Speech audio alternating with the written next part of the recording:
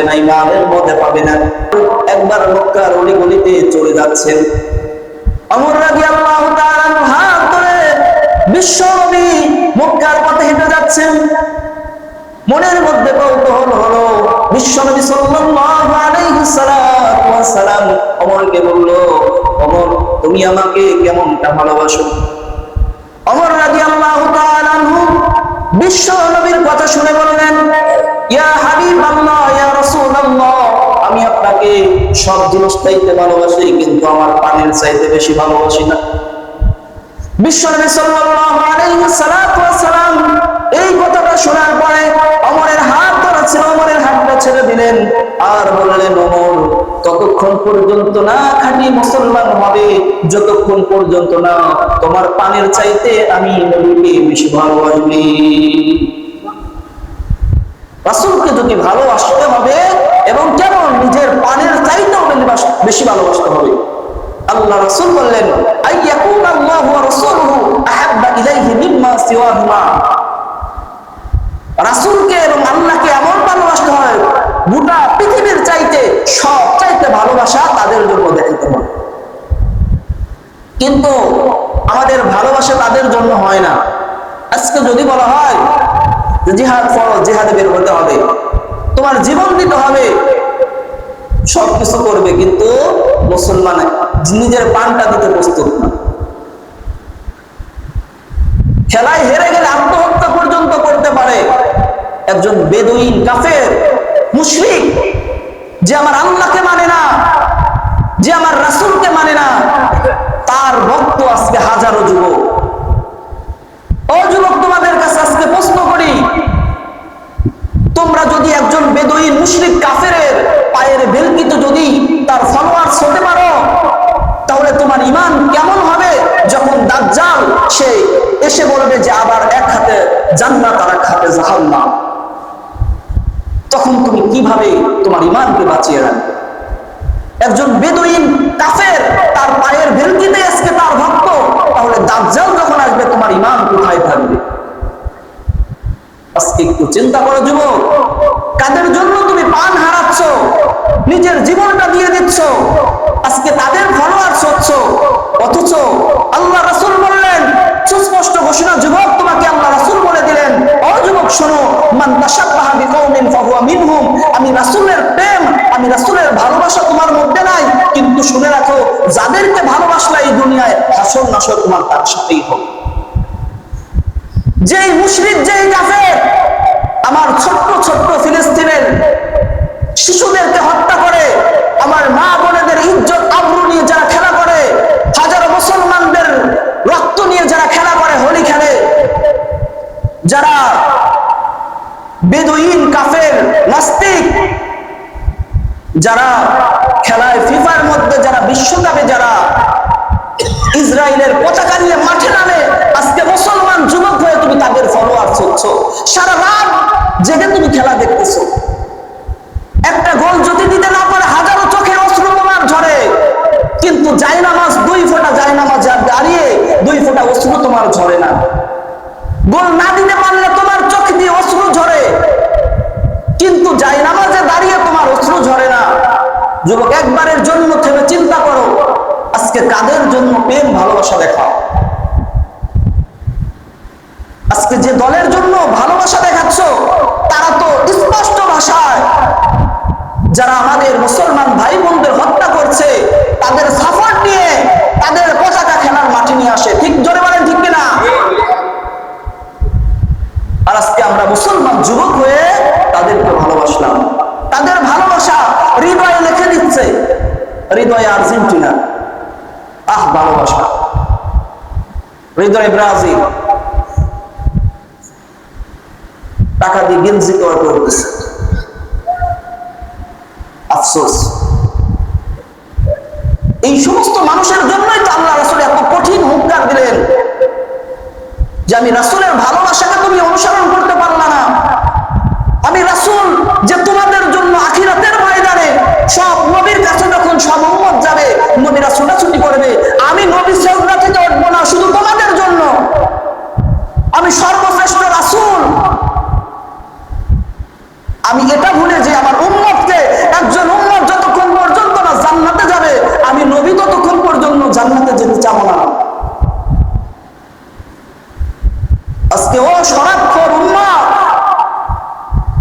খেলার প্রেমিক উম্মত, তোমার জন্য আমার নবী আখিরাতের ময়দানে নিজের মাথাটা উঠাবে না, শুধু তোমার জন্য, তোমাকে জান্নাতে নিয়ে যাওয়ার জন্য।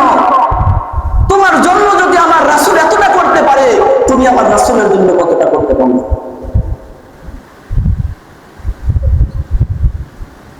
যুবক, ইহুদি নাসারা কাফেরদেরকে ভুলে যাও, ইসলামের সঠিক ছায়া ধরে চলে আসো। শান্তি একমাত্র ইসলামী। আল্লাহ রাসূল বললেন, সালাসাতুন মান কুন্না ফীহি ওয়াজাদা হালাওয়াতাল ঈমান। ঈমানের শান্তি পেতে চাও, মজা পেতে চাও, তাহলে শুনে রাখো, আমি নবী বললাম, আইয়াকুনাল্লাহু ওয়া রাসূলুহু আহাব্বা ইলাইয়া মিম্মা সিওয়াহুমা। গোটা তামাম দুনিয়া থেকে আল্লাহ এবং তার রাসূলকে ভালোবাসা ঈমানের স্বাদ অবশ্যই পাবে।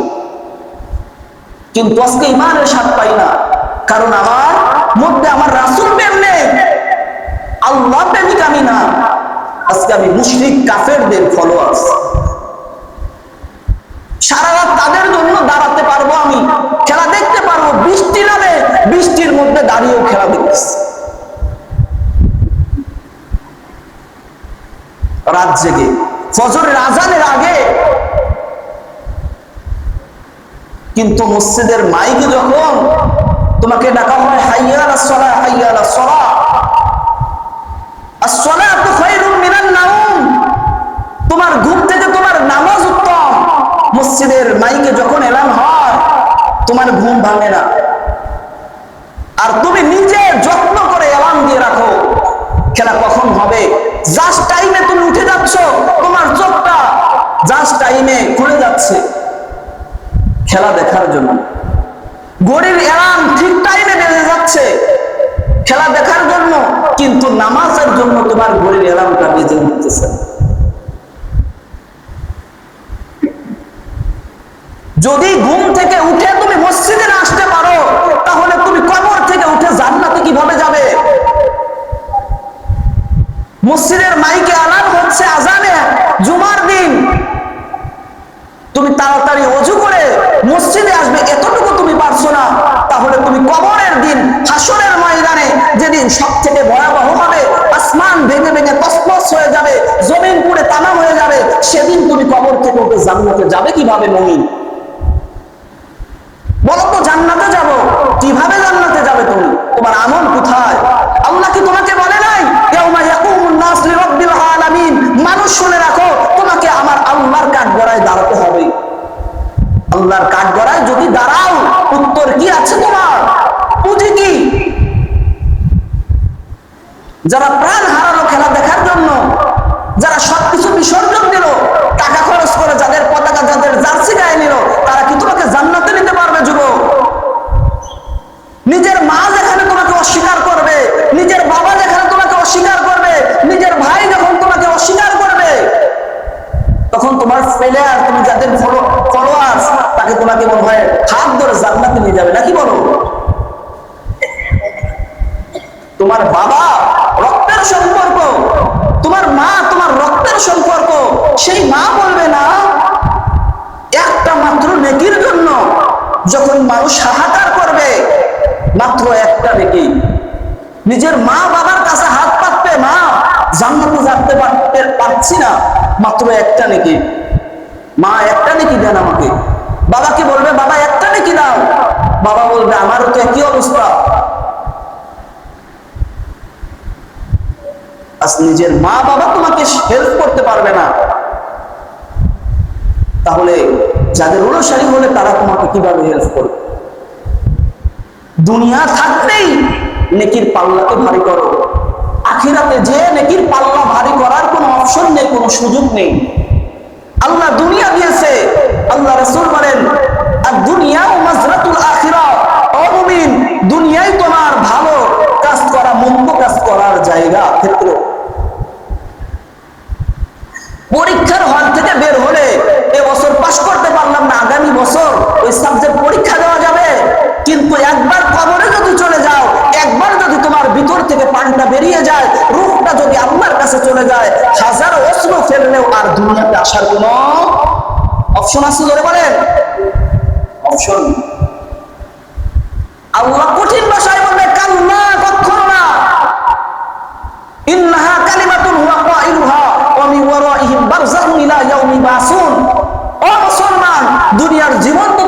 দিয়েছিলাম, হাজারো সময়, অজস্র সময় তুমি নষ্ট করেছো, বেহুদা কাজে নষ্ট করেছো, আমি আল্লাহর জন্য সময় ব্যয় করো নাই। যাও, ওই যে জাহান্নাম দেখা যায়, ওই জাহান্নামে যাও। ওয়া মিন ওয়ারাইহিম বারযাখুন ইলা ইয়াউমি ইয়াবআসুন, পুনরুত্থান দিবস পর্যন্ত ওই জাহান্নামে থাকো। যেই জাহান্নাম আল্লাহকে বলতে থাকবে, আল্লাহ কি দিলা জাহান্নামে, আমার উদরে কি দিলা? জাহান্নাম বলবে, আমার তো পেট ভরলো না আল্লাহ, যত আদম সন্তান আছে সব আদম সন্তানকে আমি আমার পেটের মধ্যে দাও। যে জাহান্নামের মধ্যে রক্তে মাংসের মানুষ দেওয়ার সাথে সাথে শেষ হয়ে যাবে, পুড়ে ছাই হয়ে যাবে। আল্লাহ ফেরেশতাদেরকে বললেন, ফেরেশতা ওরে আবার জান দে, আবার দে জান, আবার জাহান্নামের মধ্যে ফেলা, আবার পুরা। হাদিসের বিবরণ, একজন খারাপ মানুষ যখন তার রূহটা বের করতে আসে ফেরেশতা, ওই ফেরেশতা রূহটা বের করে নেওয়ার সাথে সাথে খারাপ মানুষ যখন ফ্যামিলির লোকজন তাকে শেষ বিদায় জানানোর জন্য প্রস্তুতি নেয়, আর সেই মৃত লাশটা বলতে থাকে, তোমরা যদি জানতে যে আমার জন্য কি অবস্থান করছে আখিরাতে কবরে, তাহলে এত তাড়াতাড়ি আমাকে কবরে নিয়ে যেতে। সে এমন কান্না করতে থাকে, সেই কান্নাগুলো আমাদের কানে আসে না। আল্লাহ রাসূল বলছেন, ওই কান্না যদি তোমরা শুনতে পেতে, তাহলে কখনো মৃত মানুষকে তোমরা কবরে রেখে আসতে। তার বুক ফাটা কান্না আমাদের কানে আসে না।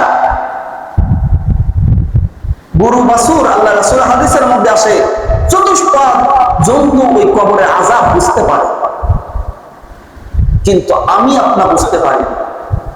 আমরা যদি ওই আযাব বুঝতে পারতাম, তাহলে মানুষ থাকতো না, পাগল হয়ে যেত।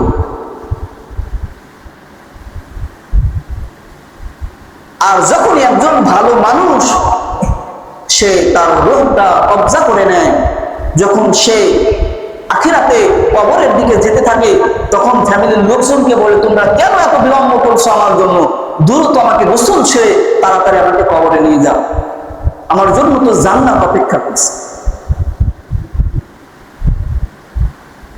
জাহান্নাম, আখিরাত অনেক বড় কঠিন জিনিস। আল্লাহ যখন সব মানুষকে আখিরাতে উঠাবে, হিসাব হবে না সহজে। মানুষ আরশের দিকে তাকিয়ে থাকবে। বর্ণনা এসেছে 40 থেকে 50 বছর শুধু আরশের দিকে তাকায় থাকবে, আর আল্লাহকে বলতে থাকবে, আল্লাহ দ্রুত হিসাব নাও, আল্লাহ আর তো থাকতে পারছি না। আমরা এই যে আখিরাতের ময়দানে দাঁড়াতে থাকতে পারতেছি না, আল্লাহ দুনিয়ায় যাই, জাহান্নামে হোক বা জান্নাতে হোক, তাড়াতাড়ি ফয়সালা করে দেন। মানুষ আল্লাহর কাছে এরকম আর্তনাদ করতে থাকে। দাঁড়াতে থাকতে থাকতে মানুষের ঘাম, নিজের শরীরের ঘাম ঝরতে ঝরতে, হাদিসের বিবরণ, কারো হাঁটু সমান হয়ে যাবে, কারো বুক সমান, কারো নাক সমান, কারো মাথা সমান, কেউ ডুবেই যাবে, এমন অবস্থা। কৃষ্ণার্থ যখন লাগবে, আল্লাহর কাছে বলবে, পানি পানি পানি। আল্লাহ নিজের ঘাম, নিজের পুষ শরীরে এই সমস্ত জিনিস মানুষকে খেতে দেওয়া। দুনিয়ার জীবন যেমনই কাটাই না কেন, প্রস্তুতি নিতে হবে মুসলমান আখিরাতে। তোমার এই দুনিয়া তো স্থায়ী জীবন না। তুমি যা করো না কেন, তুমি কাজ করো বা না করো, তুমি বসে থাকো না ঘুমিয়ে থাকো, তোমার জীবন শেষ হবেই হবে। একটা আইসক্রিম যখন বাক্স থেকে বের করা হয়, ফ্রিজ থেকে বের করা হয়, তুমি খাও বা না খাও, আইসক্রিম শেষ বলে বলে হবেই। মাতৃগর্ভ থেকে যেদিন তুমি এই দুনিয়াতে এসেছিলে, সেদিন তোমার মাতৃগর্ভটা ছিল বক্স। ওই বক্স থেকে বের করা হয়েছে। সময় ব্যয় করো খারাপ কাজে বা ভালো কাজে, বা নাই করলা, জীবন শেষ হবেই হবে। কারণ আল্লাহ বলছেন, কুল্লু নাফসিন যায়িকাতুল মাউত। ও মুসলমান, শুধু তুমি মুসলমান এটা না, তুমি মানুষ এজন্য না। এই যে গোটা পৃথিবী এত সুন্দর করে সাজিয়েছে তোমার চোখের সামনে, এই নীল পৃথিবী আর নীল থাকবে না, এই পৃথিবী আর পৃথিবী থাকবে না, সব কিছু মৃত্যুবরণ করবে। মৃত্যু স্বাদ গ্রহণ করতেই হবে। আল্লাহ বলেন, কুল ইন্নাল মাউতাল্লাযী লা তাফিরুনা মিনহু, ও মুসলমান, যে মৃত্যু থেকে পালন করছো, খালি শুধু দৌড়াচ্ছ, শুধু দুনিয়ার পেছনে মৃত্যু থেকে যদি হাজারো পালাও, মৃত্যু তোমাকে ছাড় দিবে না। মৃত্যু খুঁজে খুঁজে তোমাকে গ্রেফতার করবে, তোমার রূহটা বের করে নিবে। যখন পৃথিবীর সব কিছু, এই রঙিন পৃথিবী, এই দুনিয়া নামক মঞ্চটা যেদিন শেষ হয়ে যাবে, সব কিছুর মৃত্যু হয়ে যাবে, শুধু থাকবে আল্লাহ আর জিবরিল। আল্লাহ জিবরিলকে জিজ্ঞাসা, জিবরিল, পৃথিবীর সব কিছু কি শেষ হয়ে গেছে? সব কিছুই কি মৃত্যুবরণ করেছে? জিবরিল বলবে, আল্লাহ হ্যাঁ। তখন আল্লাহ বলবে জিবরিলকে, জিবরিল, তাহলে তুমি নিজে মৃত্যুবরণ করো। সেই জিবরিল জান্নাত এবং জাহান্নামের মাঝামাঝি একটা জায়গায় দাঁড়িয়ে সে নিজের রূহটা বের করবে। এই নিজের রূহটা বের করার সময় তার যে কান্না, তার যে আওয়াজটা হবে, হাদিসের বিবরণ, মানুষ যদি সে শুধু আওয়াজটা শুনতো, গোটা পৃথিবী ওই আওয়াজে মৃত্যুবরণ করতো, এমন ভয়ঙ্কর আওয়াজ হবে। তখন জিবরিল বলবে, আল্লাহ, আমি যদি জানতাম যে মানুষের রূহ বের করতে এত কষ্ট হয়, আমি জিবরিল মানুষ মুমিনের রূহটা বের করতে অনেক সহজ করি। এই দিন আমি আপনার জন্য ওয়েট করছে ভাই। এই দিনটা একদিন আসবে আমার। আজকে হয়তো হেলায় কেটায় সময়টা কাটিয়ে দিচ্ছি, কিন্তু শুনে রাখেন, ওই দিন আমি আপনার জন্য অপেক্ষা করছি।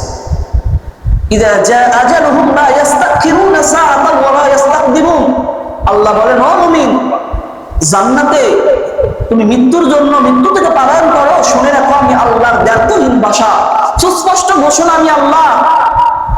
যখন তোমাদের মৃত্যু আসবে, আমি আল্লাহ যখন বলবো কোন,